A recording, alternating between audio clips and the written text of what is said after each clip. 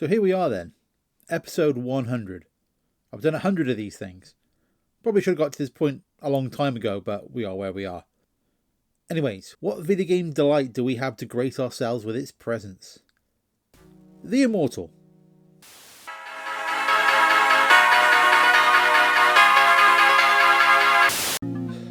Yep, it's another of those EA games where they grab whatever PC game they had lying about the place, jammed it into a cartridge. That's what the yellow bit is for, fact fans. And then punted it at the Mega Drive. I did do a video that went into this a wee bit more, but still, they were flipping everywhere. And so here we are again. Another game that originally came out on, what was it this time? The Apple II, because, why the hell not, right? That also makes it a weird cousin to the subject of the other video about the EA Mega Drive games, Dark Castle. That was also a game that originated on an Apple machine that made its way over to the console for no real discernible reason. But whereas that was an abject disaster due to the terrible translation of the mouse controls, this is much more successful. I mean look, graphics and presentation get 90%, sound gets 88%, and the overall ends up at 85%. And that's good, right? Even back in the day, 85% was a score for a good game. Jazz goes far as to say, in its way, The Immortal is a classic. A classic. A classic.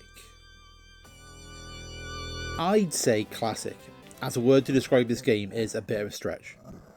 Frankly, the only really classic moment the game has produced is this bit from the One Credit Classic live streams. I'll do your mate as well if he comes over here. Stop! Okay.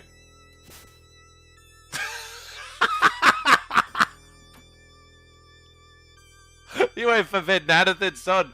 Honestly, you're going home in a dustbuster. Oh, still funny. The game is an isometric action role-playing game kind of thing, which sees you as a wizard cutting about a dungeon trying to find some grand wizard. So you wander around, examine corpses like it's Silent Witness, shoot stuff, and trying to figure out where a door is. That's true, that last bit. A large part of this footage is me wandering about because I didn't realise that this bit here is where the door to the next area is. It's a very tricky, hard game.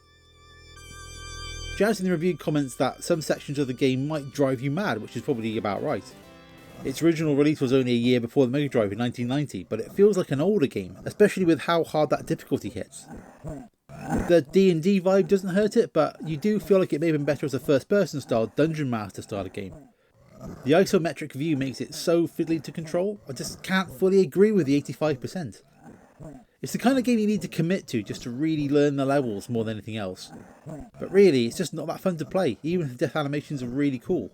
I mean, really. Ouch.